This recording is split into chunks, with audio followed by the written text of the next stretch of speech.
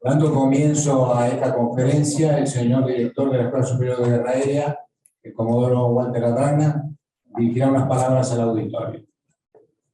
Señor jefe del Estado Mayor del Comando Espacial del Estado Mayor Conjunto, señor subdirector general de Educación, representantes de la Facultad de la Fuerza Aérea, señor jefe de la Base Aérea Militar Merlo y personal de su base, autoridades, señor veterano de la Guerra de Malvinas, autoridades de las escuelas alojadas en este centro operativo de las Fuerzas Armadas, señor director de operaciones del Centro de Operaciones Aeroespaciales, doctor Merlo, señor presidente de la Asociación de Especialistas de Vigilancia y Control Aéreo, señores miembros del CETEPAM, señores coordinadores de la Maestría Ciberdefensa y Ciberseguridad de la Universidad de Buenos Aires, director y alumnos de la Diplomatura de Relaciones Internacionales de la Universidad Abierta Interamericana, profesores de la Facultad de Ciencias Económicas de la Universidad de Buenos Aires, señores invitados especiales, señores oficiales cursantes del curso superior de conducción, del curso del Comando de Estado Mayor,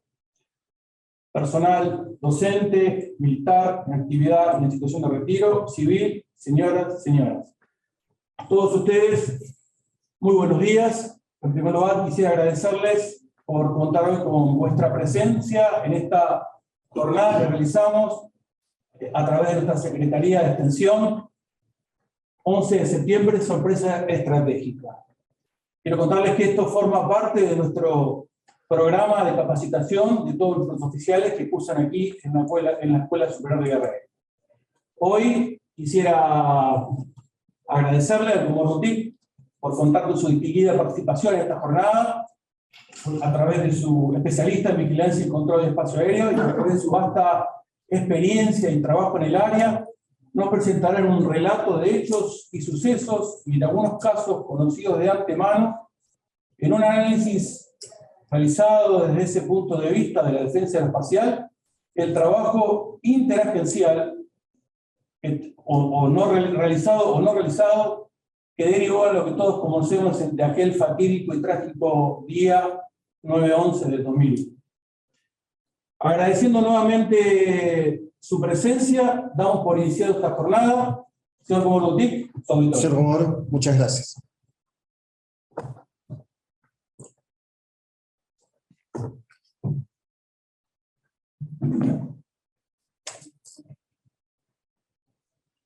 Camaradas, buenos días.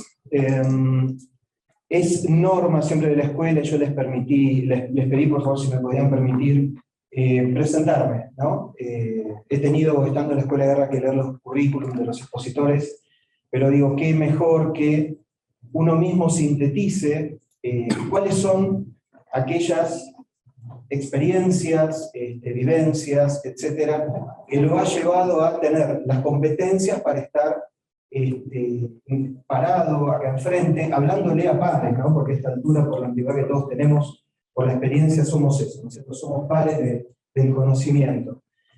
Lo que puedo decir es, elegí la especialidad de técnico en vigilancia, operativo técnico, ese era el nombre correcto en su momento, operativo técnico en vigilancia y control del espacio aéreo, egresé allá por el año 93, y hasta el año 2019, que hice mi último turno como jefe del Centro de Operaciones de Vigilancia y Control Aéreo, estuve de manera casi ininterrumpida realizando actividades de defensa aérea. Lo que vamos a hablar hoy es defensa aérea. Y la defensa aérea vamos a ver que es algo integral, obviamente, como dice la doctrina, pero los hechos también lo van a reflejar. Entonces, dentro de esa vivencia de la defensa aérea, y durante esos años, como especialista, tuve ciertas actividades que algunos de los que están acá presentes han compartido conmigo, porque somos de la misma generación. Como digo siempre, allá por los 90 empezamos a ir al norte, de a poco con radares móviles, a tener más presencia en el norte, y eso llevó de alguna forma a construir una posición para el despliegue permanente que hay al día de hoy. En ese momento siempre recuerdo, competíamos a ver quién interceptaba más cantidad de aeronaves, y turnos de 8 horas era de a 4 a 5 aeronaves por turno. Y realmente era un pico muy intenso, ¿no es cierto?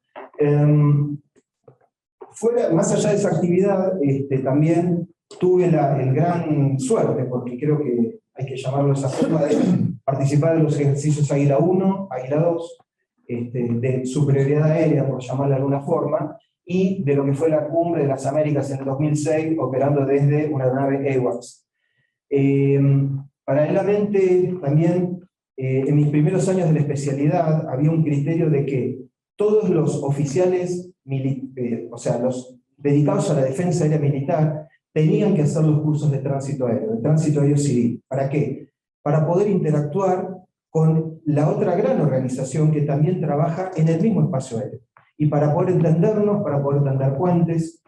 Fue de esa forma que hice el curso de control manual en el CIPE, y después fui a Estados Unidos e hice el curso de control radar, pero para tránsito aéreo civil. También dentro de toda esta línea, tuve la gran suerte, de nuevo, de participar durante 4 años de lleno en lo que fue especificación, desarrollo e instalación de los radares RPA junto con la empresa ENVAP. Un gran desafío, creo que es algo histórico lo que hemos hecho, y realmente un orgullo haber sido parte, ¿no?, de esa actividad. En paralelo, por eso dije de manera casi ininterrumpida, me desempeñé en la Escuela Superior de Guerra Aérea, y de alguna forma toda esa línea confluye el día de hoy junto con la parte operativa. En la Escuela de Guerra Aérea estuve 3 años como asesor del curso básico de conducción y del curso de comando de Estado Mayor, di clases de estrategia, y después seguí hasta al presente, hasta el día de hoy, como profesor de naturaleza de la guerra, que yo siempre digo es sociología de la guerra, ¿no? Así que con todo este cúmulo, de alguna forma, yo trato de hacer siempre síntesis, de tender puentes de conocimiento, y es un poco lo que vamos a ver el día de hoy. A través de una publicación que realicé por los 20 años del 11 de septiembre, a pedido del señor Brigadier Sarabia, dentro de la especialidad, de la Asociación de la Especialidad, el señor Comodoro Eretich me pidió si ese artículo lo podía presentar el día de hoy dentro de las actividades de extensión académica, y a su vez concurrente con el ejercicio sonda que van a hacer dentro de unos días, ¿no es cierto? Es de alguna forma de homogeneizar al auditorio y empezar a tomar conciencia situacional del ejercicio. Yo le puse para el día de hoy, 11 de septiembre, sorpresa estratégica, porque lo fue.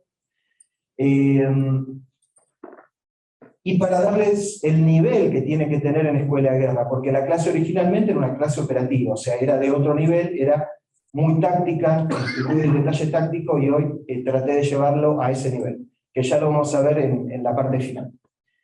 Quiero empezar con una imagen. Una imagen habla más que 1000 palabras.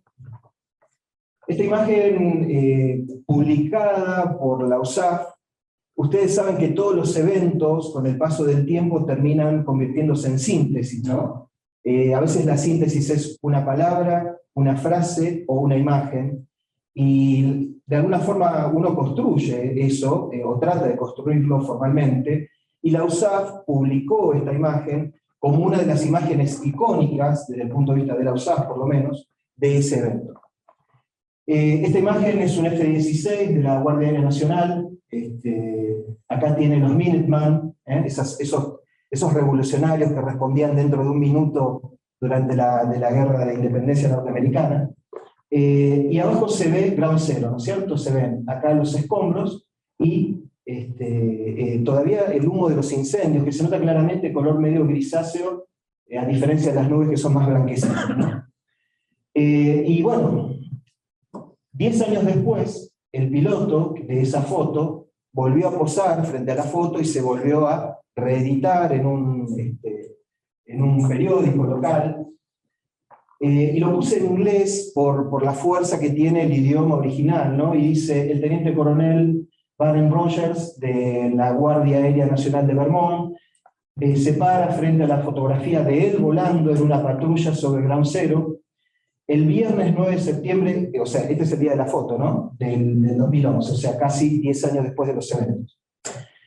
El piloto fotografiado volando sobre Manhattan el 12 de septiembre, un día después, refleja el significado de su misión y qué significa responder. Y nada más, ¿no? ¿Qué significa responder? Yo digo siempre, y algunos que estuvieron conmigo en Naturaleza de la Guerra, digo, fíjense estas palabras: resolución, resolve, nunca olvidar, never forget, responder, o sea, síntesis, ¿no es cierto? Síntesis de lo que digo siempre, la narrativa anglosajona siempre trata de lograr eso con la guerra. Sabemos que la guerra es algo dual, es terrible, bien, es algo muy cruel, pero dado el hecho que ocurre, y sabemos que ocurre, las sociedades tienen que tratar de extraer algo de la guerra. Los anglosajones extraen heroísmo, resolución, nunca olvidar, lloran por sus muertos, pero no se quedan en la tristeza, sino que el mensaje final es la acción.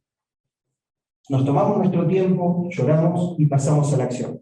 Siempre termina ahí y no termina abajo, termina arriba, como digo siempre. Eso es como ellos lo interpretan. Creo que es para estudiar, ¿no?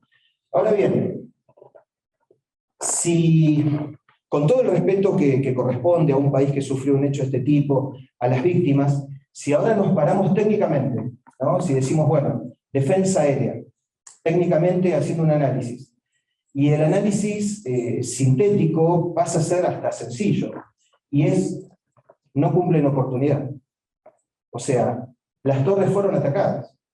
Posterior podemos analizar lo que sea, pero previo, ahí abajo, hay restos humeantes. Entonces, ¿qué pasó? Quiero contar también la historia del título, ¿no? Originalmente, cuando era una exposición operativa, el nombre era Improvisando una defensa aérea de la Nación el 11 de septiembre. Y esto está tomado de algo que me llamó mucho la atención, que es el apartado 2 del capítulo 1, es Improvisando una defensa de la Nación, del informe del 11 de septiembre. Lo que me llamó la atención es escuchar la palabra improvisación, o sea, en Estados Unidos uno piensa que la verdad trabajan muchísimo todos los temas, planifican, prevén, analizan, tienen enorme cantidad de recursos, y uno jamás esperaría en un suceso de esta magnitud ver una palabra como improvisación. Como les comenté inicialmente, obviamente que ellos hayan improvisado en la acción implica que fueron sorprendidos, y fue una sorpresa, ustedes lo saben, por el impacto que tuvieron los hechos de una magnitud estratégica. Objetivo. Esto que me piden siempre los pedagogos cuando doy clase, ¿no? Y en un buen sentido lo piden. Listo, el alumno, antes y después de la clase, o antes y después de la información.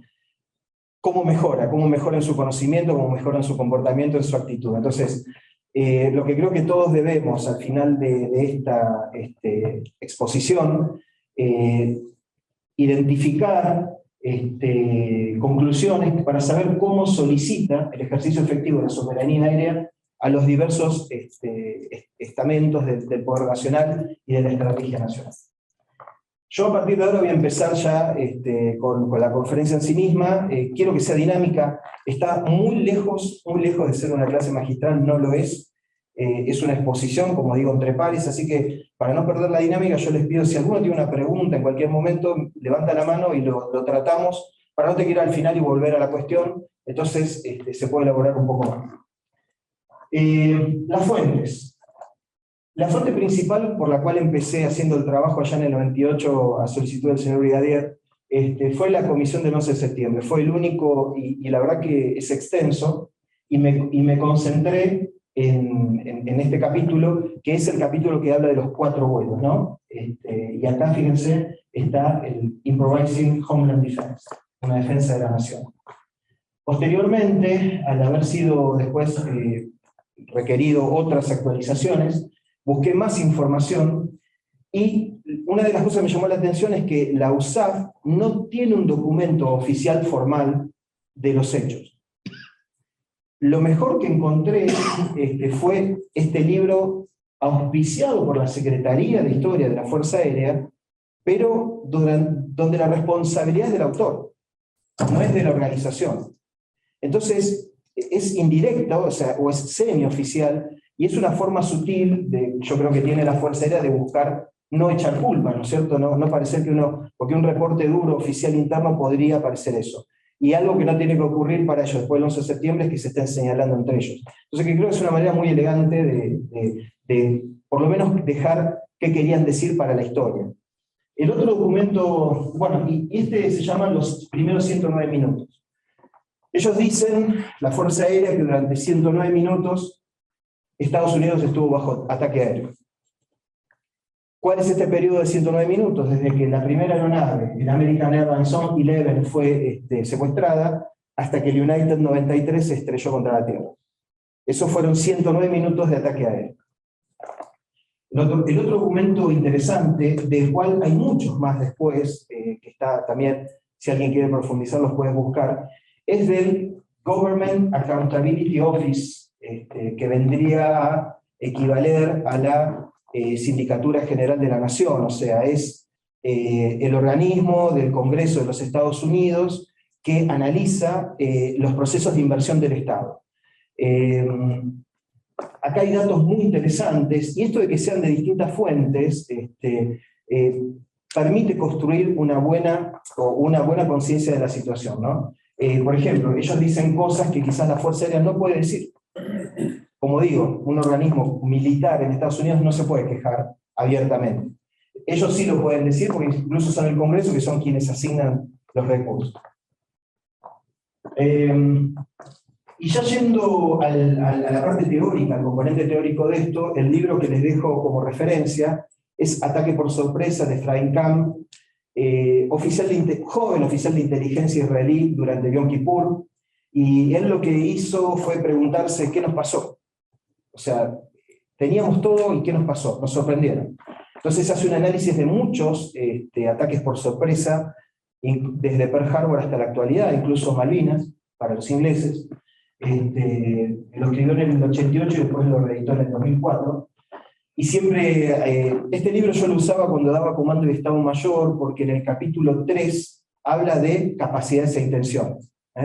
Nuestro método, que trabaja por capacidades, cómo trabajar las capacidades, y tratamos de incorporar las intenciones a lo largo de los años. Bueno, él trabaja en ese capítulo el tema del análisis de capacidades e intenciones. Así que creo que es una buena referencia para comando de Estado Mayor.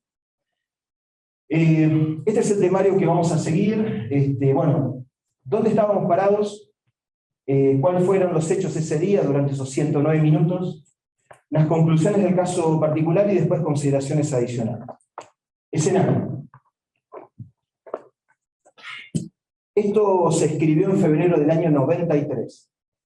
Debido a la enorme reducción de la amenaza soviética, recuerdo que en el 89 había caído el muro de Berlín, y para el 93 la ex Unión Soviética parecía un estado fallido. O sea, pedazos de material nuclear estaban sueltos, nadie sabía dónde estaba. Los rusos estaban tratando de recuperar aviones que habían quedado en las ex repúblicas, o sea, era caótico. Entonces, reducción de la amenaza soviética, o sea, desaparición casi. Estados Unidos ya no necesitaba una fuerza de defensa aérea grande y dedicada. ¿Qué significa esto? Es el certificado de función del Comando Aéreo de Defensa. Cuando ustedes ven la historia, el Comando Aéreo de Defensa de Estados Unidos alcanzó un pico allá por los 50 y después empezó a decaer de a poco, por distintas causas. No fue un corte abrupto, pero fue una decadencia muy tenue en la cual el sistema no se fue dando cuenta. Esto fue escrito por este hombre, Colin Powell, fallecido hace poco, era el jefe de Estado Mayor conjunto en ese momento, y, a ver, Colin Powell no estaba decretando el deceso del Comando Aéreo de Defensa, como digo, ya 10 años antes se había ido transformando de a poco en otra cosa, pero ante las exigencias presupuestarias habituales, y hasta con bastante lógica, dicen, bueno, esta amenaza no existe más. Entonces ahí cambiaron la misión. Y ellos pasaron la misión de la soberanía, o sea, o de la permanencia del Estado en el espacio aéreo norteamericano, en el CONUS, ¿no? Continental USA, pasaron de defensa aérea, o sea, que es defendernos contra un ataque enemigo aéreo, a soberanía aérea. O sea, soberanía aérea es estar presentes ahí en el espacio aéreo, porque no hay ninguna otra agencia del Estado que lo pueda hacer. Dentro de estas acciones de soberanía aérea, ellos habían desagregado en interceptar, destruir objetos aéreos incontrolables. No sé, conocen la historia del Lear que se despresurizó, el que llevaba el golfista, y hay más casos en Estados Unidos. La verdad que con la cantidad de objetos que vuelan, tripulados y no tripulados, cada tanto hay objetos incontrolables que tienen que derribar. Seguimiento de aviones secuestrados, que creerían que sería una de las misiones principales. Ayudar a aeronaves en emergencia, como fue el caso del Lear, que después pasó a estar incontrolable. Interceptar aeronaves sospechosas, la que sea, o sea, es el BID, es la identificación visual, que después del BID se pueden transformar en drogas o interceptaciones militares de tiempo de paz, como ocurre el día de hoy, que aparece un Tupolev 95 allá por Alaska. Hasta hace poco los rusos hicieron un Comao con 2 tanqueros, un AWACS y algunos Sukhoi 27 hacia Hawái. O sea, eso de estar todo el tiempo pinchando las ADIs ¿no es cierto?, de la contraparte. Ahora, eso era lo que preveían. ¿Qué ocurrió? El mayor porcentaje de la actividad de alerta involucró la asistencia a aeronaves en peligro e inspección de aeronaves no identificadas. O sea, lo que ellos creían que iba a ser la mayor cantidad, que eran secuestrados y antidroga, fueron las menos, y realmente la mayoría fue de asistencia. En este caso, asistencia a la autoridad civil, bajo la cual estaba en control en ese momento la aeronave, y aeronaves identificadas, como digo, el BID, que es lo que hacemos nosotros al día de hoy. Para tomar un caso testigo de qué era lo típico que ellos hacían, el reporte de la comisión menciona cuál fue el último caso de un secuestro aéreo. Fue un etíope que secuestró una aeronave en Europa, una aeronave de Lufthansa, y después de reabastecer en Hannover, le hizo cruzar todo el Atlántico. O sea, sabían que venía una aeronave secuestrada de aproximadamente hace 12 horas. En total duró 14 todo el proceso. Entonces tenían 11 horas para empezar a prepararse, para ver qué hacer.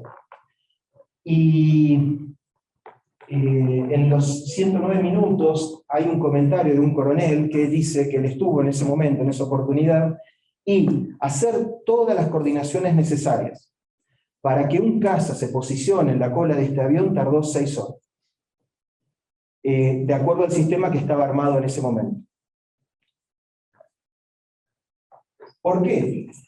Porque el sistema empezaba con la FAA teniendo la potestad de la intervención militar. Esa asistencia a aeronaves en emergencia, secuestradas, etc., si la FAA no lo requería, la USAF no podía intervenir. Entonces era el disparador del proceso. La FAA, para aquel que no sabe, es la Federal Aviation Administration, es equivalente a la EANA acá en Argentina, ¿no es cierto?, a la que ejecuta, operacionaliza el control del tránsito aéreo civil. Muy bien, y acá empezamos con las capas, ¿no? Yo siempre hablo de esto de los sistemas de información geográfica. Esta vista de Dios que nos permiten los sistemas de comando y control, hay que tener muy claro las capas que uno va seleccionando, ¿no? Y que a su vez las capas no empiecen a empastar la conciencia situacional que quiero construir. La primera capa que yo quiero mostrarles es cómo estaba dividido desde el punto de vista de la defensa militar el espacio aéreo de CONUS, del Continental USA. Ustedes tengan en cuenta que Estados Unidos se divide el mundo, parcela el mundo. Entonces esta es la parcela más importante para ellos, pero de acá para afuera está todo parcelado, con áreas de responsabilidad. CONUS tiene su cuartel, que es Continental Space Command Region, dependiendo de NORAD, y NORAD a su vez hace vigilancia y control aéreo del mundo y del espacio, ¿no? Entonces depende de NORAD, en NORAD se concentra todo. Y a su vez el CONUS se dividía en 3 sectores: Northeast Air Defense Sector, que es el sector de interés para nosotros, el Southeast, que está acá abajo, y el sector al oeste. El que es de interés para nosotros es este. Ahora vean lo siguiente. Este es la primera superposición que se puede hacer sobre la división militar, que es la división civil. Estas son las ACC, o regiones, tendrían que equivaler a las regiones nuestras, de control del espacio aéreo. Cada una de estas 4 regiones tuvo intervención en cada uno de los 4 secuestros. Entonces ya NIPS iba a tener que interactuar por lo menos con 4 interlocutores distintos. Un dato que creo que a veces es importante, y yo sé que es muy difícil lograrlo, pero uno tiene que tratar de diseñar espacios aéreos donde ambas autoridades compartan por lo menos los mismos boundaries, ¿no es cierto? Los mismos, es muy difícil, obviamente, pero facilita mucho la coordinación a posterior.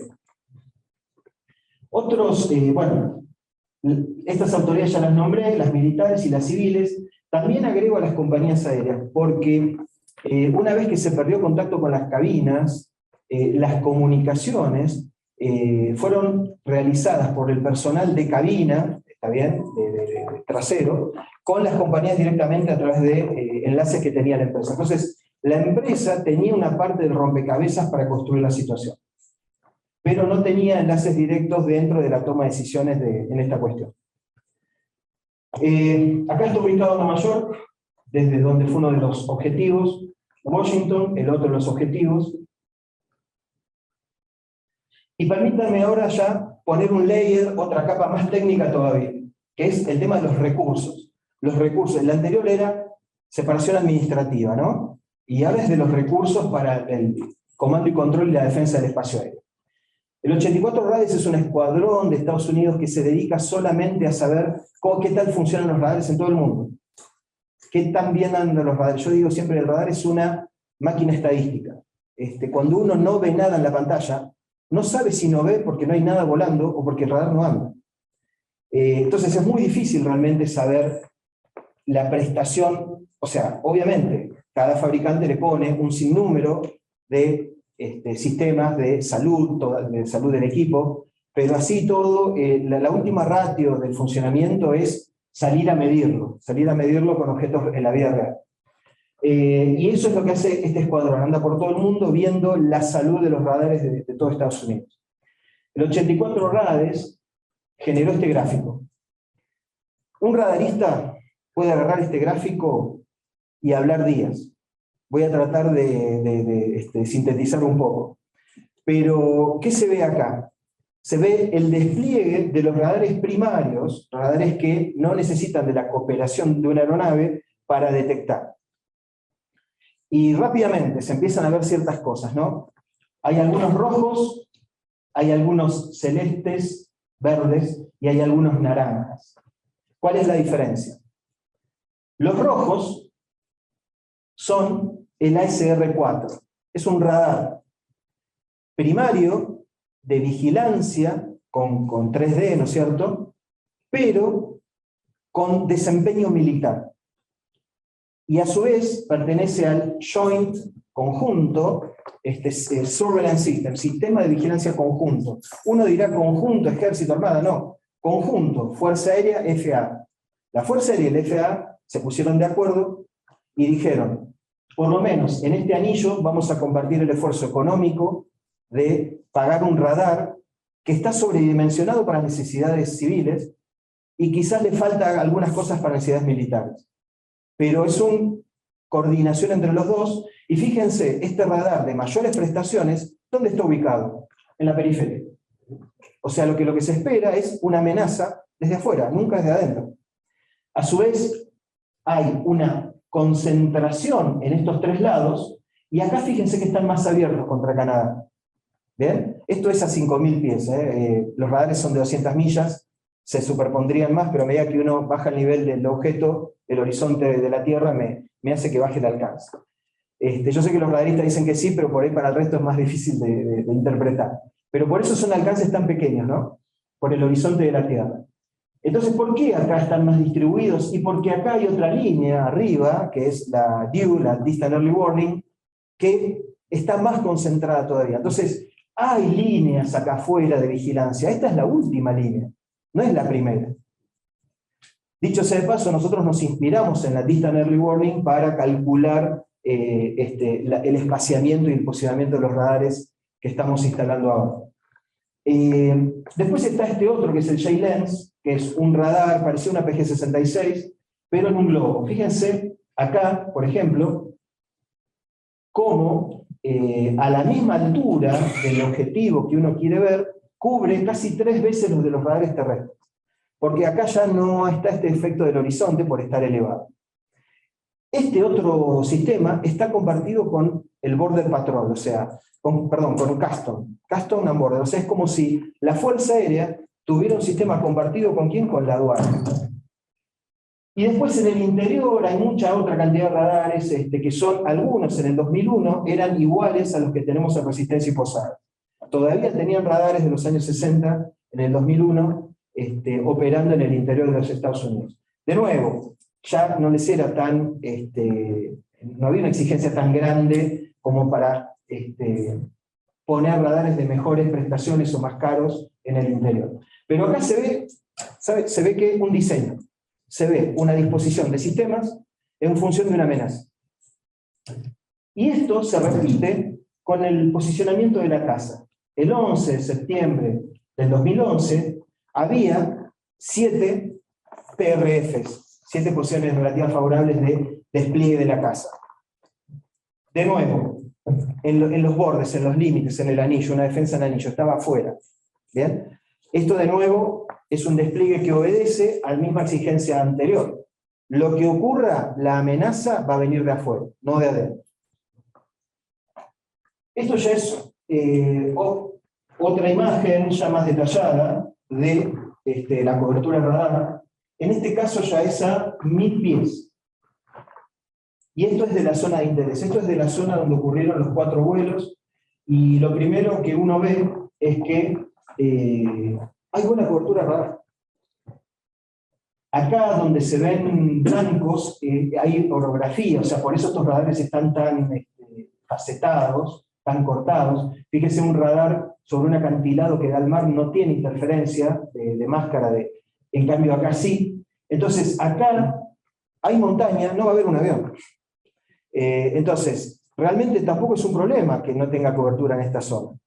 Pero lo que uno puede decir a prima facie, 1000 pies son 300 metros. Es excelente la cobertura radar de primario en esta zona.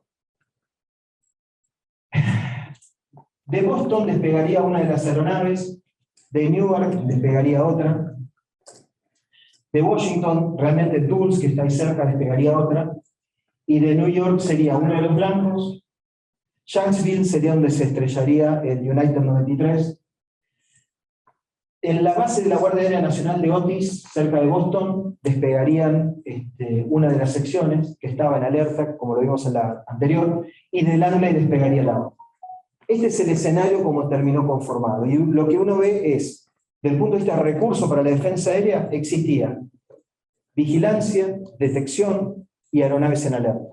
Los conceptos iniciales, más allá de todo el sistema de comando y control que ya mencioné. Muy bien, a partir de ahora, lo que voy a hacer, y lo que ustedes van a ver, es, por decirlo de alguna forma, artesanía del PowerPoint.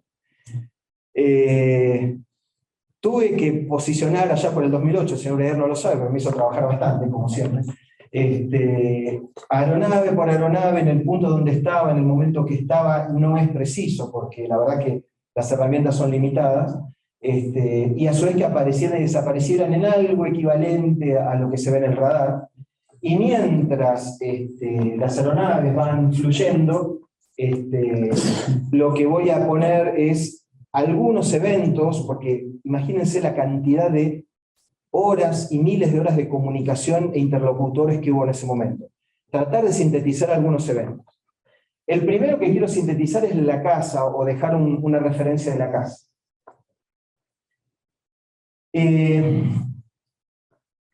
¿Puedes volver para atrás, por favor?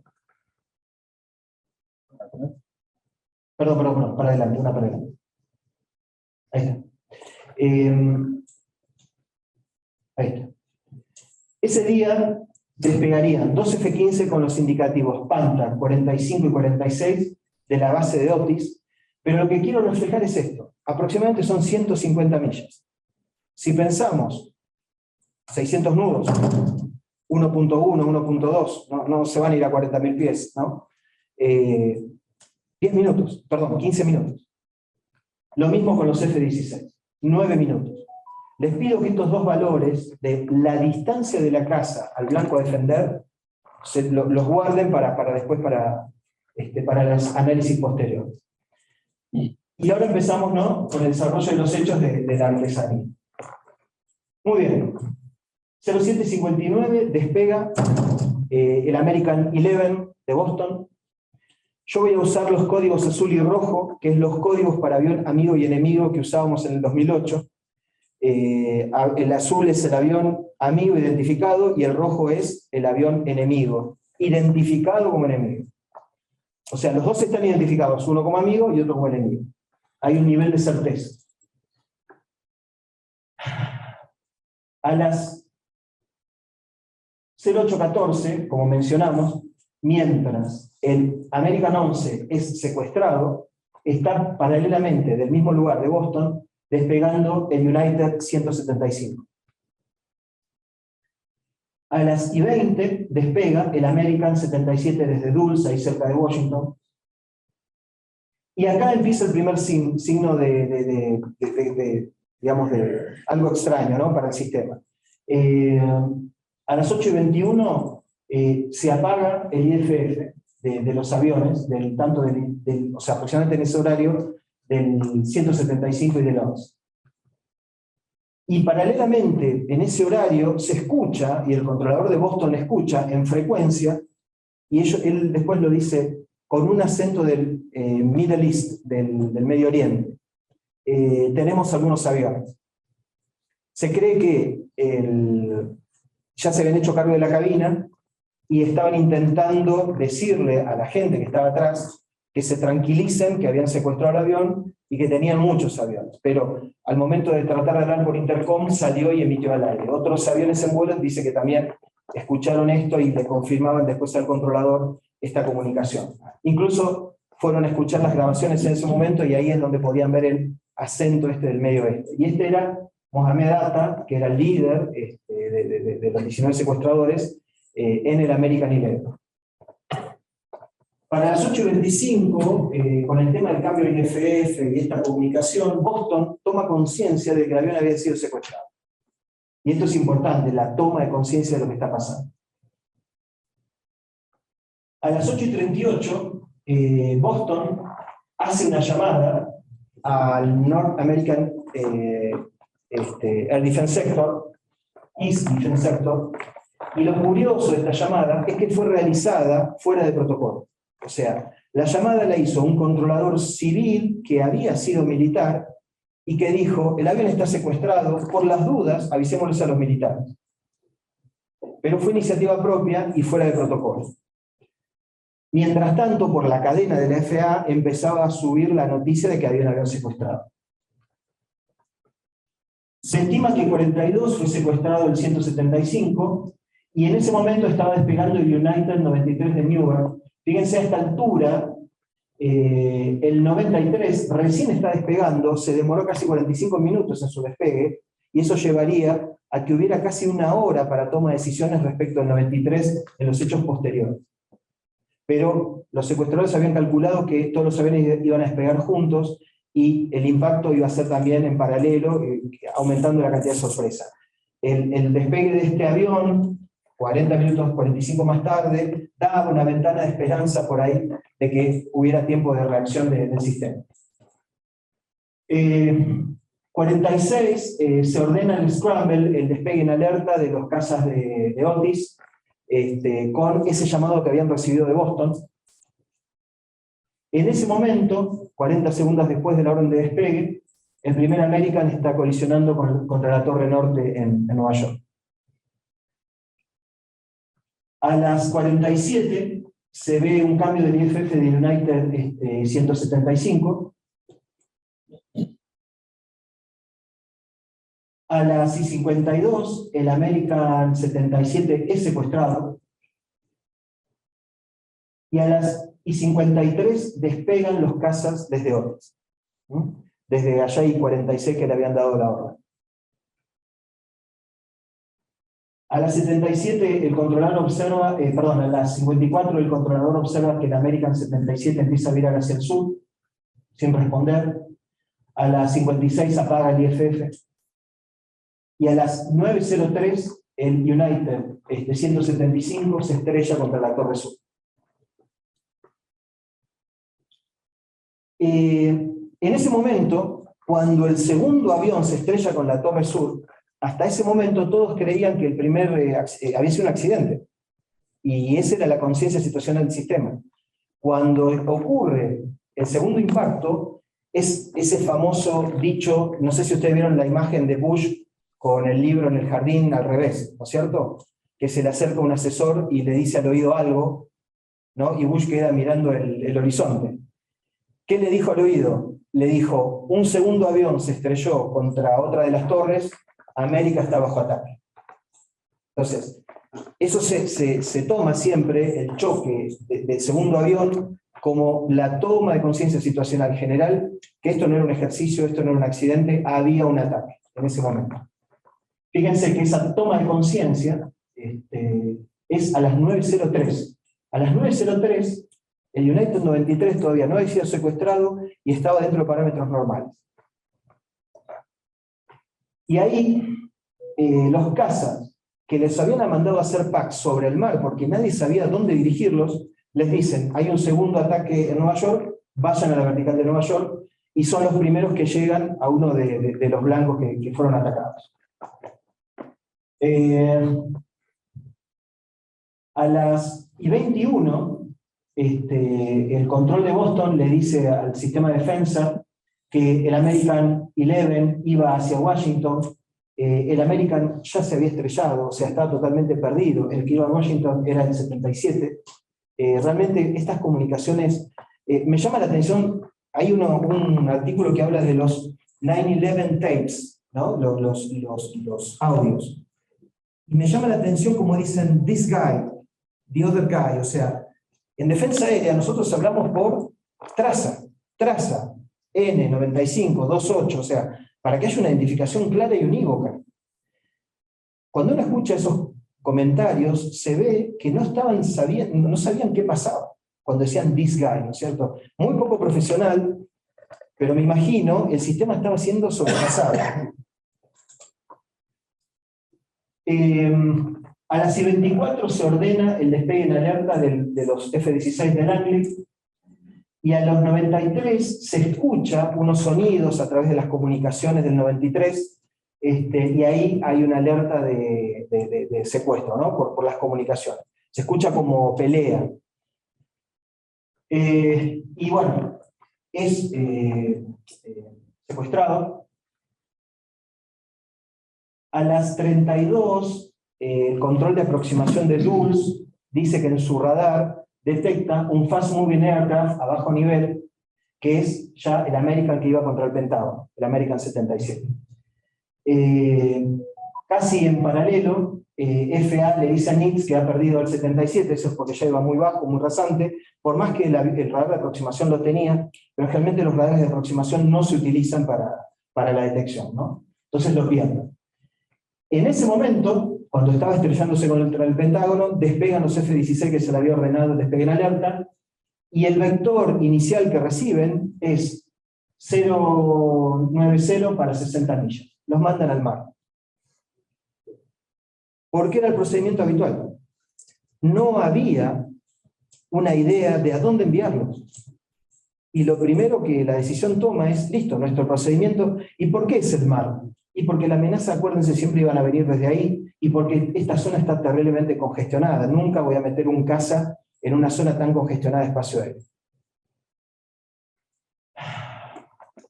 A las 37, el American 77 se estrella contra el Pentágono. A las 41, el United 93 apaga su IFF. Acá ocurre, en un momento, uno de los comandantes que estaba a cargo de la operación en NIT dice, ¿dónde están los F-16? Y sobre el mar, le dice alguien. ¿Y qué hacen ahí? Entonces le dice, ya supersónico a Washington. Y ahí le dicen, no me importan los vidrios que rompan, supersónico a Washington. Y es así que los F-16 se dirigen hacia Washington. De alguna forma, si el 93 hubiera seguido hasta Washington, los F-16 hubieran estado en posición. Y bueno, confluyen, empiezan a par y aproximadamente en ese momento se estrella en Jacksonville con esta conocida toma de los pasajeros sobre la cabina o ataque de los pasajeros hacia la cabina. Y acá terminan los 109 minutos, ¿no? Con el accidente del último avión. A partir de ahí empiezan a concentrarse medios aéreos, tanqueros. Los F-15 volaron cerca de 6 horas, estos F-15 ese día, se reabastecieron 2 veces, empezaron a mandar aeronaves, o sea, a concentrar medios. Obviamente, fuera de oportunidad. Muy bien. Esto que algunos dicen que no había detección de las aeronaves, no había contacto radar. Siempre hubo contacto radar de todos los aviones, contacto radar de muy buena calidad, excepto sobre la etapa final donde ya iban muy bajo.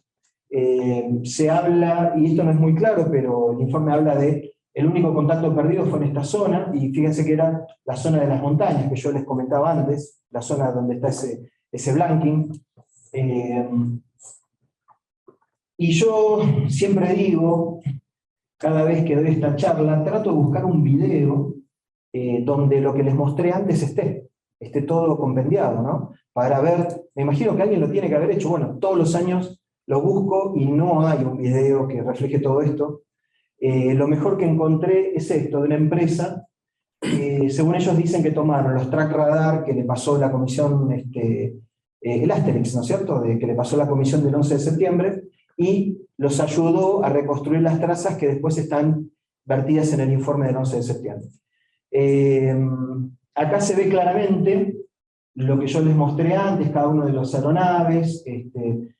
Acá no dicen, o sea, uno ve cierta continuidad, entonces no dice que se perdió un contacto radar. Y lo otro que se ve es claramente cómo los cazas, si hubieran salido, o si hubieran tenido un vector claro, un blanco claro, sus rumbos tendrían que haber sido hacia el interior de este tipo y no hacia el mar a espera. Ambos casos, cazas, en ambos casos, fueron al mar a esperar.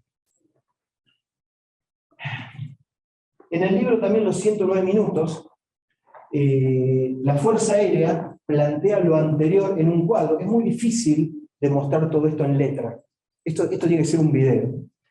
Y ellos lo ponen de esta forma, en una tabla de tiempos, porque la defensa aérea es eso. La defensa aérea es tiempo. Todo el tiempo es tiempo. ¿Y qué dicen ellos? Ellos ponen, cuando la FAA, que era el disparador del sistema, se da cuenta que el avión estaba en distress, no hijack, pero distress, que había algo raro. Cuando le notifica al sistema de defensa militar, el tiempo de toma de decisiones de la FAA y el tiempo que tenía la USAF para reaccionar. Como digo siempre, este libro creo que fue escrito porque América estuvo bajo ataque aéreo. El público, ¿a quién miró? A la USAF, no miró a la FAA. Entonces, como no podemos estar echándonos culpas sobre el 11 de septiembre, vamos a publicar los datos y que cada uno saque su análisis. Y el análisis de ellos dice, se tardaron hasta 38 minutos en tomar una decisión de avisarnos. Y en el mejor de los casos, el tiempo desde que me avisaron hasta que yo te pude responder era, en el primer caso, 8 minutos, 11 segundos, en el segundo avión, 3 minutos, casi 4, y menos 3 minutos, o sea, me avisaron después que se estrelló. Ya era negativo. Fíjense que el mejor de los tiempos fue por esa comunicación fuera de protocolo del controlador civil ex militar, fueron 8 minutos, y así todo, el F-15, que tenía que responder en 8 minutos, estaba a 15 de traslado, ni hablar de el tiempo de alerta para el despegue, ¿no? O sea, no había forma de que este sistema, como estaba diseñado, respondiera.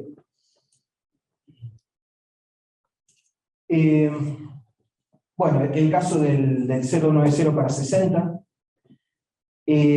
Abro un paréntesis. ¿Alguien de los que está acá estuvo en el Águila 2?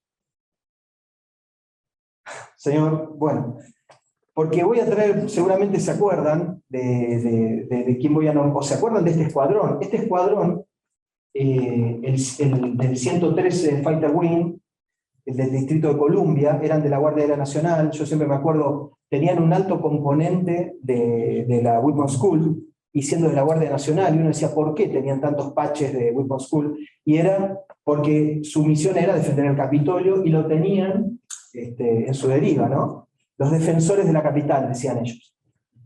Y entre la gente que vino con ellos, ¿se acuerdan de Sassville? ¿Sí? Bueno, era el jefe de operaciones de los que vino, y era el jefe de operaciones del área. Bueno, él fue el QUIT 24, el líder de la sección de F-16 que despegó en alerta. Y el número 3 que estaba por despegar era Racing. ¿Se acuerdan de Racing Kane? El que daba todas las clases de combate aéreo. Bueno, y yo me acuerdo de este hombre. Tuvimos después del mass brief del último día que íbamos a hacer la LFE, nos reunimos él, que era agresor, con el líder del paquete, que era Fuerza Aérea Argentina, y yo nos reunimos, y yo todo el tiempo le preguntaba qué iban a hacer, qué iban a hacer, qué iban a hacer, y en un momento me dice, y ahí me di cuenta, esta gente cómo se prepara, dice, yo ya sé que te preocupa a vos, y perdón la palabra, pero dice, me dijo, just a bunch of shit on your scope. O sea, solo un montón de mierda en tu pantalla. Y me lo dijo así, porque, a ver, teníamos 25 aviones volando, todos en maniobra, y teníamos que mantener la identificación de cada uno. Saben, el TPC-43 son solo puntos verdes brillantes, y no hay una etiqueta para seguir a cada uno evolucionando. Y este hombre tenía claro el sistema con el cual nosotros estábamos operando. Cierro el paréntesis de la anécdota. Algunas conclusiones del caso. Interagencialmente, que es una de las cuestiones que buscamos hoy, había cooperación entre la FAA y los OSAP. Sabemos que desde los protocolos de acuerdos de Boston, de la creación de la OASI, las fuerzas aéreas militares coordinan, cooperan. Era un sistema muy bien coordinado, pero para otro escenario. Estaba preparado para un escenario de secuestro-demanda versus un escenario de secuestro-suicidio. Yo digo, ¿cooperativo o no cooperativo? Y, a ver, el secuestro-demanda, dentro de todo, tiene algo de cooperación, porque por lo menos me comunico para avisar que secuestré el avión y quiero algo a cambio. Entonces digo, inclusive de secuestro-demanda era un entorno cooperativo, por más que apagaran los IFF, pero en cambio, secuestro-suicidio totalmente no cooperativo. Y ahí destaca este hecho de por qué los radares tienen que ser primarios. Porque los radares o los sistemas basados solamente en ADS-B o de radares secundarios, ante la no cooperación, quedan automáticamente anulados, ¿no? Diseño del sistema. El sistema, y esto no lo leí en ningún lado, pero yo lo intuyo, que es lo infiero, no era un sistema de vigilancia y supervisión. O sea, históricamente la aeronave está identificada, se le pongo una etiqueta y de ahí en más sigue. A lo sumo, si cambia de rumbo por una tormenta me va a avisar, pero si se sale de rumbo, el controlador de tránsito saturado no está viendo a cada aeronave todo el tiempo qué está haciendo. A lo sumo los de control de aproximación, pero los de ruta, una vez que está en ruta, llamame en el punto de notificación que sigue. Vos tenés responsabilidad de mantener rumbo, nivel, etc. Entonces, no había una vigilancia y supervisión. Y lo otro, el sistema militar tampoco vigilaba y supervisaba, estaba mirando hacia afuera. Y todo esto, ¿qué era? Después, para recobrar una conciencia que uno no está manteniendo, pérdida de tiempo. Y acá hubo algo peor todavía, no hubo un solo avión, hubo 4. Una de las formas de sobreponer las defensas es por saturación. Y acá hubo saturación. Yo siempre digo también comando y control, ¿no? Comando, ¿qué es? O sea, esta palabra que todos decimos y cada vez le agregamos más al acrónimo C4, ISR, 2, 3, al cubo, a la quinta. ¿Qué es? Comando y control, comando es saber qué pasa, awareness, ¿no? Y la verdad, a ellos les costó saber lo que pasaba. Esto es una imagen, este sistema lo vi cuando fui a hacer el curso de control radar a Estados Unidos, nos los enseñaron. Es el sistema con el cual diseñan todo el flujo de aeronaves, para que no haya un área saturada. Uno hacía clic en cada punto amarillo y tenía la identificación de cada aeronave.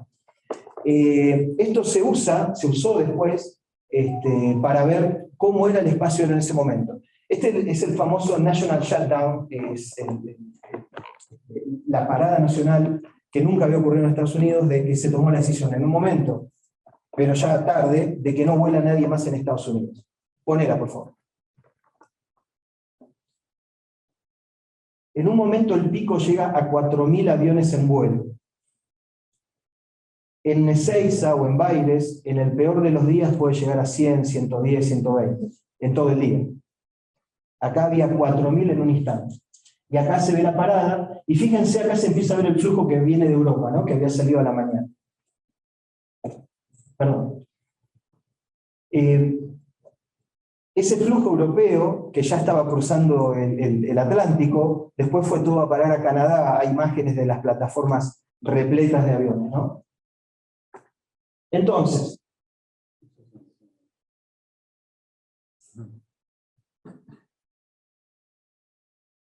yo traté de hacerle un estilo a esto. Este es el momento a las 8:14, cuando se secuestra la primera aeronave. En ese momento había en vuelo 3.388. Casi todas en este sector. Entonces, cuando se secuestraron las aeronaves, yo también digo, lo que tenían que buscar no era una aguja en un pajar, era una aguja en una caja de alfileres. Un poco más fácil, pero así todo hay que buscarlo. Y imagínense los controladores buscando quién de todos estos es el avión secuestrado, quién cambió de rumbo, quién no está obedeciendo, quién no notificó. No hay forma de hacerlo manualmente, esto tiene que estar automatizado, y hoy los sistemas ya están automatizados. Necesitan ayuda humana, pero tienen cierto grado de automatización. Entonces, no había nada que ellos pudieran hacer. También digo que la otra parte, control, es ejecutar acciones, pero que las acciones tienen que ser oportunas en tiempo, ¿no? Y la FAA, esto lo dice el reporte de la Comisión del 11 de septiembre, nunca notificó con suficiente prontitud a la USAF para que la USAF pudiera accionar. Un poco lo que dice la USAF en el recuadro, lo dice la Comisión. Solo para ejemplificar este sistema de toma de decisiones, que es control, toma de decisiones, accionar. Aquel controlador que veía una aeronave en distrés le avisaba a la oficina regional de la FAA le avisaba al Centro Nacional. Si tomaban la decisión de pedir ayuda militar, llamaban al Pentágono. El Pentágono, depende del grado de la intervención, consultaba o no con el secretario de Defensa, que es el ministro de Defensa. Si el Pentágono autorizaba, llamaba a Continental Air Defense, y ahí al NETS.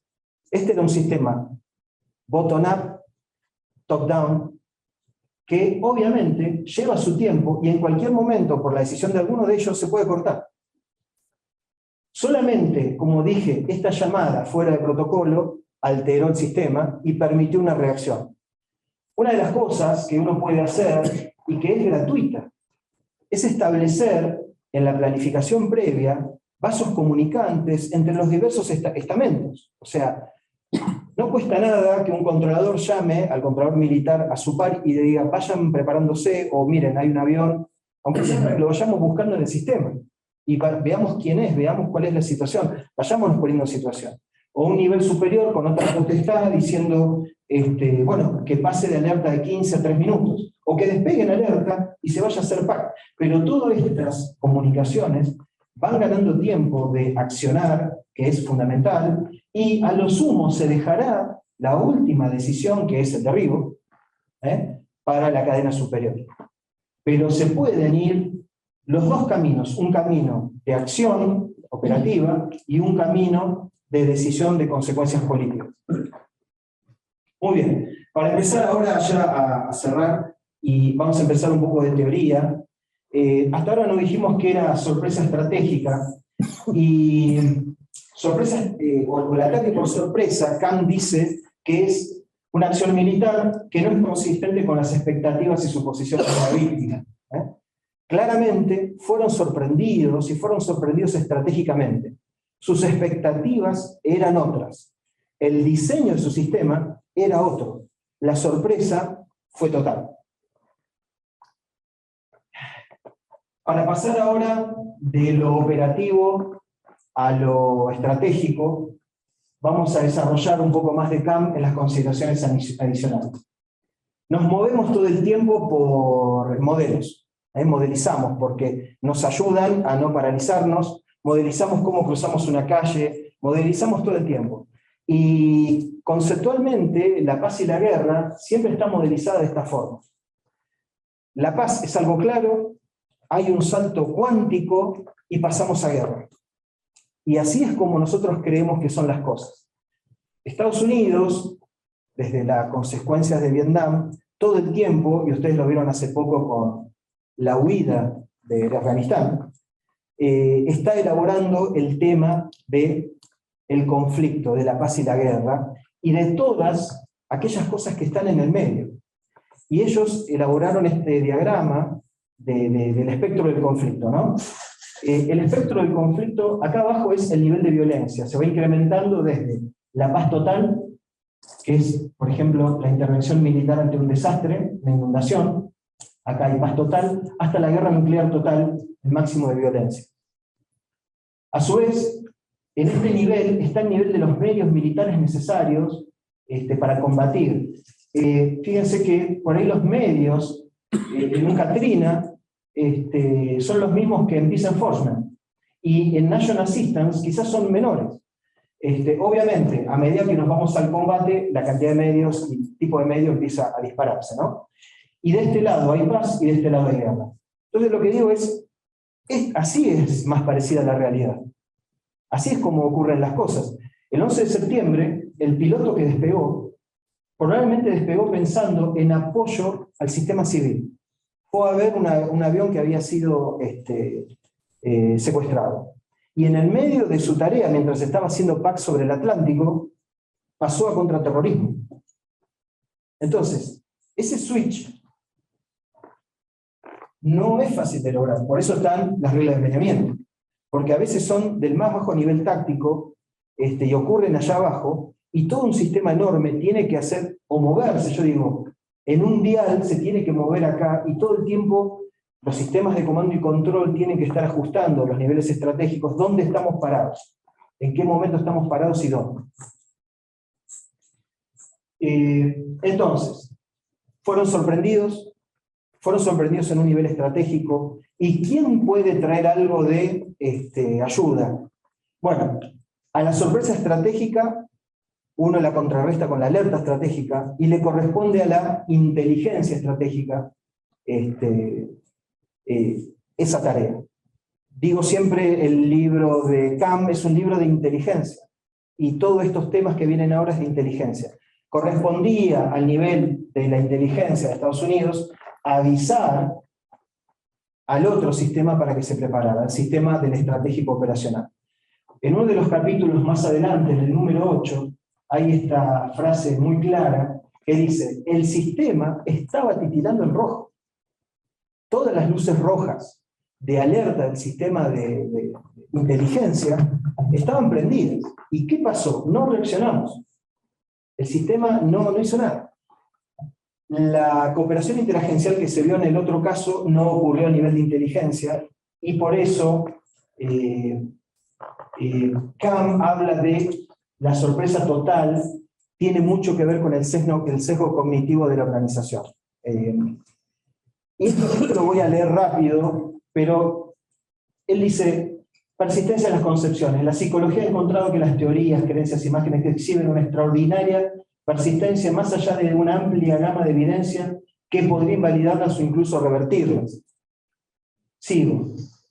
Una vez formadas o adaptadas, las creencias se estructurarán, distorsionarán el proceso a través del cual la evidencia subsiguiente es procesada e interpretada. Modelos. Con el modelo que conocemos tendemos a procesar lo nuevo, y generalmente hacemos un pasa no pasa. La nueva evidencia aparecerá como confiable si es consistente con las creencias iniciales. Caso contrario, es descartada como no confiable, errónea o no representativa. En general, las personas tienden más a equivocarse por resistir un cambio de creencias que lo opuesto, que es cerrar al cambiar muy rápido sus creencias. Somos rápidos para rechazar las discrepancias. ¿Bien? Escucharon hablar de la posverdad como hablan todos ahora, ¿no es cierto? De la comunicación, la fake news. O sea, tendemos a tomar las noticias que condicen más con las creencias previas que tenemos antes que cambiar nuestras creencias. Kant propone el abogado del diablo. Dice, en toda organización tiene que haber un abogado del diablo que esté obligado a pensar distinto. Pero como esto es muy antipático, esa persona tiene que rotar. Porque si no, el sistema le va a empezar a agarrar bronca. En la película, yo siempre hago alguna referencia a una película de Guerra Mundial Zombie, cuando Brad Pitt va a Israel, y le dice, ¿ustedes cómo se dieron cuenta de que venían zombies? Nadie se la cree. Y porque había el hombre número 13, que era el abogado del diablo, que estaba obligado a pensar distinto. Y por estar obligado por su posición a pensar distinto, fue a buscar más datos y hasta que encontró y empezó a construir una realidad. Entonces él dice, esa es una de las soluciones, esto lo agrego yo. Yo creo que otra solución puede ser la multiagencial, porque cada agencia va a pensar con su método, su forma, su visión, y cuando reunirnos, siempre y cuando no generemos grietas, pero tiene que salir algo distinto de esas reuniones. ¿Bien? Muy bien, esto es las ADIs para la cumbre del G20 que se realizó hace poco en Roma. Estos sistemas que vamos a ver ahora reflejan todas las enseñanzas del 11 de septiembre. Acá hay un anillo que no se ve, que es que siempre digo es el primer anillo intangible, que es el de la inteligencia. Todos estos anillos, todas estas conformaciones, todo lo que hemos decidido, es porque hay un nivel superior de inteligencia estratégica que nos dijo cómo prepararnos, de qué forma, en cuándo subir el pico o bajar el pico. Obviamente, en una cumbre donde están los 20 líderes mundiales es muy fácil tomar la decisión de desplegar todos los medios que tenemos. El problema es que hacemos el resto del tiempo. Muy bien, el resto del tiempo las potencias mundiales han tomado la decisión de desplegar sus medios en eventos clave, eventos VIP. ¿Bien? De segunda magnitud, quizás no un G20, pero eventos VIP. Estos son eventos donde hay en un estadio gran cantidad de gente y puede ser un blanco plausible de ser atacado por modo aéreo. Estos son unos Crotal chinos, el HQ-9, desplegados en Beijing. Esto es toda la defensa aérea que hubo en Londres. Para los helicópteristas, este es un tirador especial desde un helicóptero, que es una técnica que utilizan los franceses, a blancos de muy baja velocidad, incapacitarlos con un tirador especial.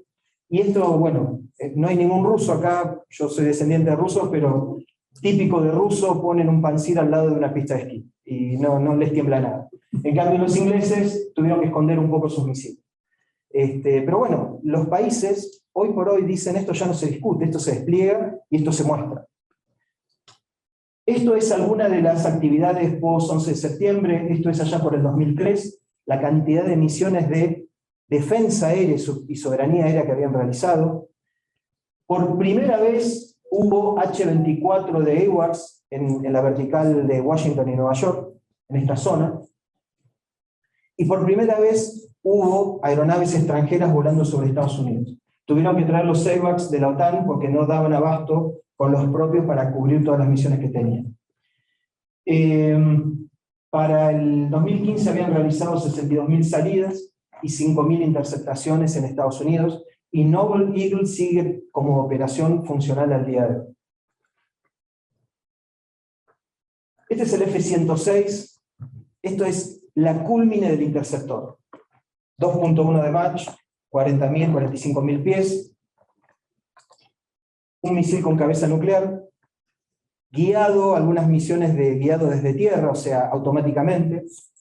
De este avión, de esta aeronave, se pidió 1.000 aeronaves para el Comando de Aerodefensa. Se terminaron fabricando solo 200, a medida que fue cambiando la amenaza soviética. O sea, y esto ya empezó en los 60. La cantidad de aeronaves para defensa aérea, en el 58 eran de 5.800, 1.200 en el 65, 300 en el 75 y 0 en el 2001. Había estas 14, pero no eran de un comando de aerodefensa. Eran de la Guardia Aérea Nacional, de una unidad de la USAF, que decían, ponedos en alerta ahí. Y la verdad que a la unidad eso le molesta, dice, no, yo estoy para otra cosa, no estoy para esto. Bueno, esas 14 no eran de defensa aérea. Pero vean esto, 58 al 2001, estamos hablando de 43 años de una pendiente pronunciada, perdón, una pendiente, pero en caída permanente, que tocó el cero en algún momento, o un cero mentiroso, ¿no? Estos 14. Entonces, Kant dice que no nos tiene buenas noticias. Sobre el final de su libro dice, les voy a dar una mala noticia. Los ataques por sorpresa son casi inevitables. Hay que estar siempre preparados. Entonces, al final de su libro, de su tesis, dice, debo encarar mi falla de no poder encontrar una forma de eliminar el ataque por sorpresa. Siempre va a existir. Tendemos a bajar la guardia todo el tiempo. Yo hablo también de la paradoja del vigía, ¿no? Esto del vigía. El vigía que está ahí parado vigilando y es efectivo porque disuade, la amenaza nunca ocurre, nunca se materializa. Entonces, a medida que la amenaza no se materializa, tendemos a bajar la guardia y a decir no va a ocurrir. Después de un tiempo, ¿qué hacemos? Levantamos y sacamos al vigía. Entonces, el vigía, de alguna forma, con su éxito, atenta contra su existencia. Por eso es paradójica, ¿no? El comportamiento. Empecé con una imagen, quiero terminar también con una imagen. Me imagino que ustedes se preguntarán qué hacen unos grifos cecitas en los banners, en la introducción, etcétera, etcétera. Y bueno, acá me quiero permitir un recreo histórico mío, sabrán que me encanta la historia, me fascina, espero que lo compartan ustedes, el placer que siento al hablar de historia. ¿Por qué? ¿Por qué los grifos? ¿Por qué los cecitas? Permítanme abrir entonces esta línea narrativa histórica para ver después cómo volvemos a confluir en lo que veníamos hablando, y no es una digresión, créanme. Entonces, esto es un pectoral de oro, son dos grifos que para ellos eran bastante reales en esa época. Nosotros hoy sabemos que son mitológicas, pero ellos existían, atacando a un caballo, ¿no? Esto es más o menos allá por el 500 a.C., el Medio Oeste y la zona esteparia. Toda esta zona naranja es la gran estepa central de Asia. Como digo siempre, esto es una avenida. Acá se desarrollaron durante miles de años las culturas esteparias. Siempre hablamos de los hunos, de los mongoles. Los escitas tienen poco mención, porque quizás nunca avanzaron sobre Europa, o no había historia para escribir sobre Europa, pero los escitas eran los mongoles de su época. Y es una cultura que duró cerca de 1000 años, y a los cuales los griegos comerciaban. Toda esta zona era de influencia griega. Mucho del trigo griego que circulaba por acá para el alimento de Atenas y Esparta, etc., venía de esta zona, desde Egipto, pero también venía de esta zona. Entonces, los escitas eran aquellos que comerciaban con los griegos. Y en esta época aproximadamente, acá está Lidia todavía, pero para allá por el 513, Darío I hizo su campaña a los escitas. Intentó conquistar esta zona. Muchos creen que estratégicamente su idea era asegurar un flanco trasero para después avanzar sobre Grecia, aunque ocurrió 20 años después, pero quería asegurarse esta zona para después tener su espalda libre e ir hacia Grecia, ¿no? Y este es el teatro de operaciones de Darío I, y como digo, en historia siempre hay que hablar de los clásicos, o sea, yo creo que todo comentario a nivel estratégico tiene que traer un clásico. Y que otro que Heródoto, uno de los más típicos de los clásicos, en su libro 4, de los capítulos 118 a 144, habla de la campaña de Darío I a los escitas, y en el 126, Darío manda un emisario a Indartisus, que era el rey escita, con este mensaje. Señor, estas son formas extrañas. ¿Por qué siempre huye? Puede elegir entre dos cosas. Si se cree poderoso de soportar mi poder, no dude más y presente pelea. Pero si usted se sabe más débil, entonces ponga fin a este ir y venir. Venga y acuerde términos con su amo, enviándome obsequios de tierra y agua. No sé si le suena tierra y agua a la película de Esparta, una forma de sumisión que pedían los persas era tierra y agua, ofertas de tierra y agua. Ante lo cual, ante este enviado, Indartisus le responde: Sepa persa, que nunca he huido por miedo a hombre alguno, así que ahora no huyo de usted. Esto que hago no es distinto a mis prácticas en la paz. Le diré la razón por la que no peleo directamente. Los escitas no tenemos pueblos o plantaciones que nos apuren a enfrentarnos, teniendo que lo uno sea tomado y lo otro arrasado. Pero si no conoce otra cosa que el encuentro directo, tenemos las tumbas de nuestros padres. Venga, encuéntrelas y trate de destruirlas. Entonces le mostraré si peleamos por esas tumbas o no. Lo más valioso que tenían era aquello que no podían moverse con ellos. Siempre la cultura esteparia, y que después traslada esto, ¿no? Esta cultura occidental de ir y enfrentarnos directamente en combate, en batalla, y esto del sesgo, la dilación, el engaño, el combate indirecto, ¿no? Que se transforma en lo que es hoy estos conceptos de guerra simétrica tan elaborados en Asia, por decirlo de alguna forma, tiene su origen en esta cultura. Y lo más valioso eran sus tumbas de donde está extraído este pectoral. Son túmulos, kurgan se les dice allá en Ucrania, y este pectoral es un adorno de oro de aproximadamente 1,1 kg, donde en el aro interno tiene la paz, la vida diaria, la vida apacible del campo que ellos esperaban. Y en el aro exterior, en el de protección, está el conflicto. Son una serie de grifos, de protectores, atacando a distintos tipos de animales. Acá se ven los extractos ya de los grifos. El grifo era lo que ellos elegían para proteger a sus tumbas. En todas las tumbas escitas siempre se encuentra un grifo, o como el tatuaje en los cuerpos, o en formato de oro, o en algún tipo tallado en piedra.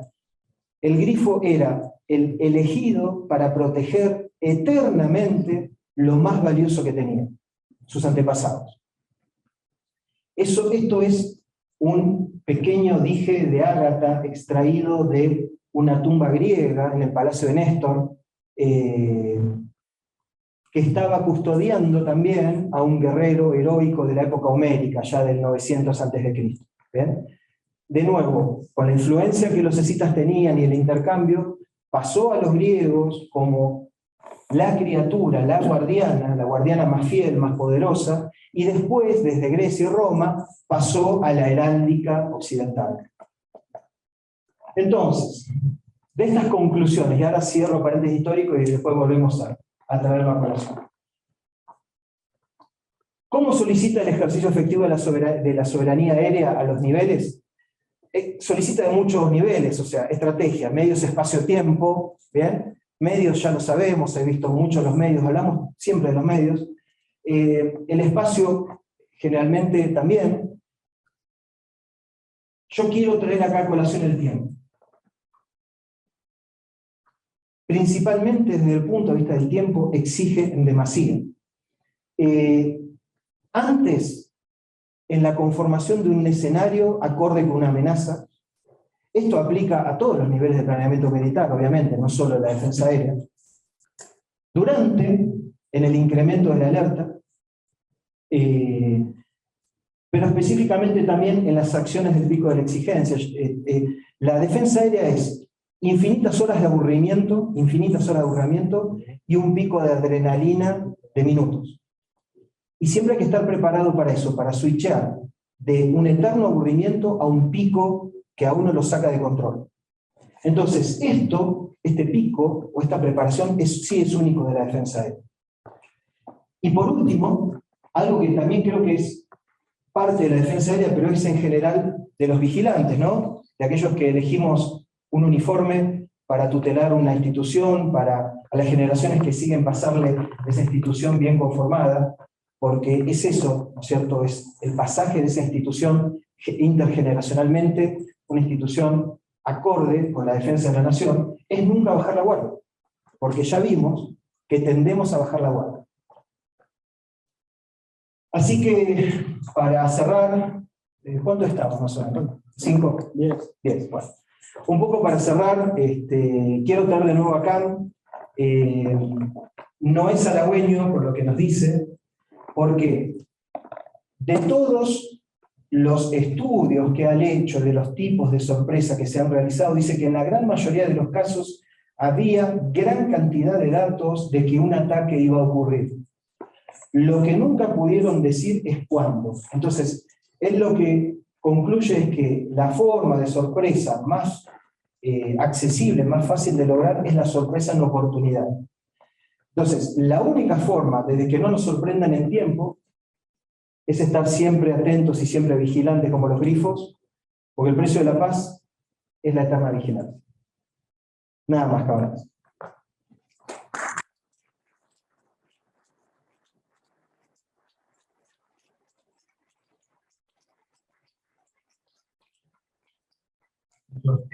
Quieran hacer preguntas, el expositor está abierto a responderlas.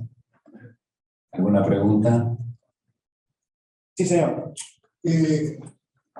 Refiriéndonos al autor de referencia, usted mencionó que la sorpresa estratégica en el área también a la cual usted se refirió es inevitable. Dado el tiempo que transcurrió de aquella gran experiencia que tuvieron al día de hoy, yo entiendo a la sorpresa como la iniciación del ataque, ¿no es cierto? Hoy, ¿son evitables las consecuencias que se han tenido o no? Bueno, a ver, separando por ahí en lo evitable del ataque o lo evitable de la sorpresa, lo que se observa del desempeño, por lo menos de la defensa aérea estadounidense, es que no han bajado el ritmo. O sea, yo lo primero que me digo es, cuando vino la gente de AWACS allá en el 2006, nos contaba que no les alcanzaban los aviones y que estaban todo el día operando, ¿no? Y ahí nos contaron esto de que tuvieron que traer AWACS europeos. Incluso parte de la tripulación, que en el 2006 nosotros trabajamos con ellos, había canadienses y había ingleses, justamente tratando de aumentar el manning, ¿no? La cantidad de gente. Si uno ve el día de hoy ya, yo me preguntaba, ¿cómo? ¿Tienen un AWACS permanentemente en la vertical de Nueva York y Washington? Sí. Hoy ya no lo tienen. En algún momento cambiaron, o sea, en algún momento ya empezó a bajar. De nuevo, puedo inferir, no tengo el dato, pero creo que los sistemas de inteligencia que tienen que preavisar y que les digan, despeguen un AWACS, me imagino que alguno en alerta tiene que haber, pero despeguen un AWACS porque esperamos algún tipo de secuestro. Todo eso está conformado, todo eso se conformó. Creo que una de las claves de la defensa aérea es que el primer anillo es terrestre. O sea, lo mejor que puede ocurrir es que la aeronave no despegue.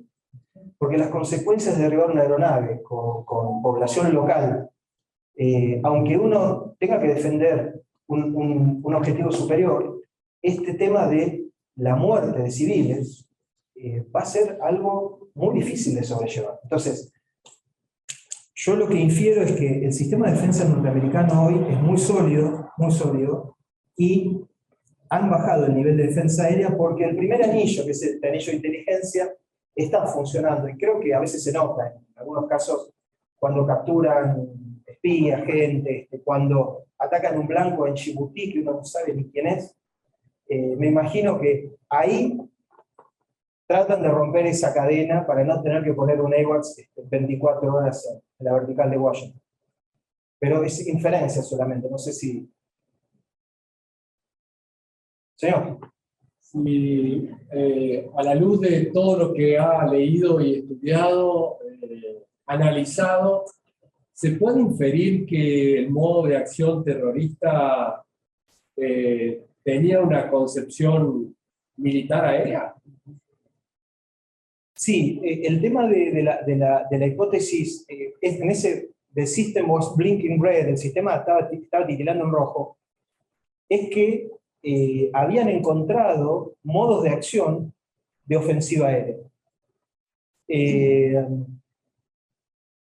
Ya habían intentado casi 9 años antes con una van, una camioneta, atentar en el World Trade Center, una van que explotó, pero se dieron cuenta que no era suficiente, no había forma de llevar 200 toneladas a los basements del World Trade Center. En cambio, 200 toneladas podían llegar volando. El otro tema, yo siempre digo, uno cuando ve los tapices de los mujahidines en Afganistán, ve esto del Stinger contra los soviéticos, ve los B-52 tirando bombas, o sea, yo creo que aprendieron algo de poder aéreo por experiencia propia en Afganistán y después trataron de aplicar con los recursos que tenían a mano, ¿no?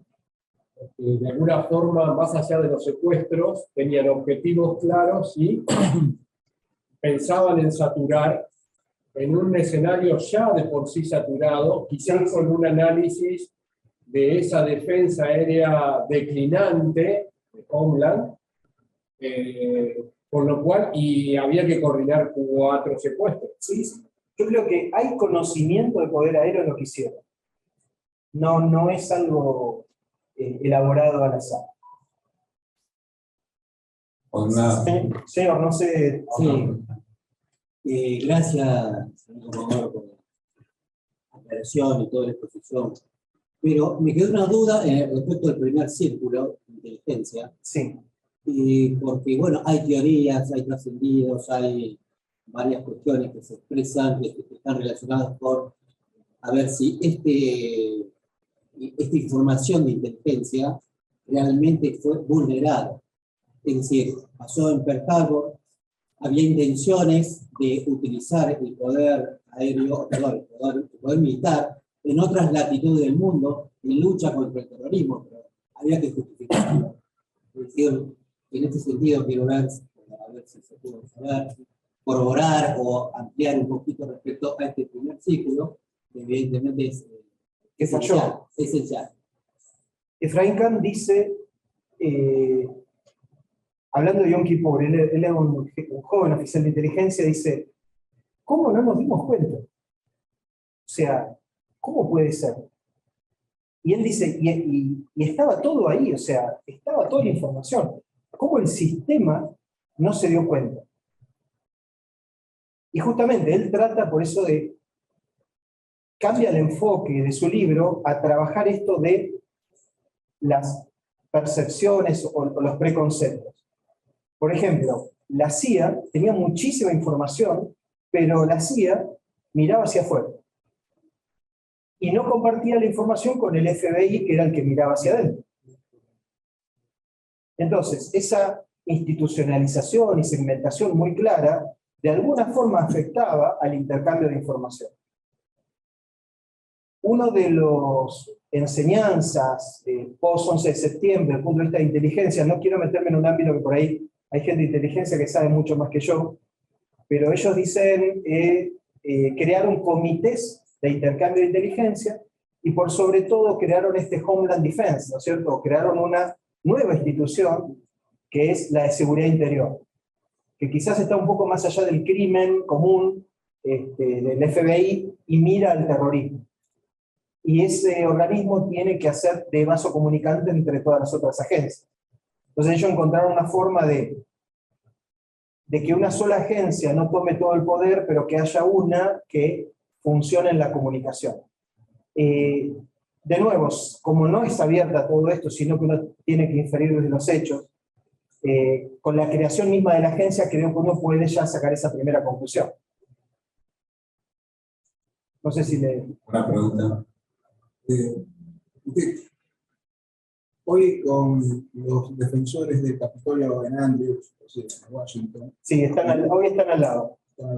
¿Cuánto tarda el sistema de defensa, si lo podemos mencionar, en responder? No, mire, no tengo datos, no lo sé, pero ¿cómo imagino yo que haría esto? ¿No? Yo digo, lo primero que hago es poner a los militares en paralelo a supervisar el tránsito aéreo civil, no de todos Estados Unidos, pero sí de un área de responsabilidad. Por ejemplo, Washington o Nueva York, ¿no? CONOS. Y a su vez, cada desvío que haya de una ruta, cada tránsito aéreo, que el sistema civil me está compartiendo los planes de vuelo, ¿bien? Planes de vuelo que tienen que estar aprobados porque hay zonas de no vuelo. Por ejemplo, yo sé, porque está en la información, que hoy en Washington hay un Giraffe AMB con RBS-70. O sea, hay un sistema de defensa antiaéreo en Washington. porque está la adquisición, la compra existe. Entonces, no llegan los cazas, bueno, viene hacia el Capitolio, terrible, por defensa aérea. Entonces,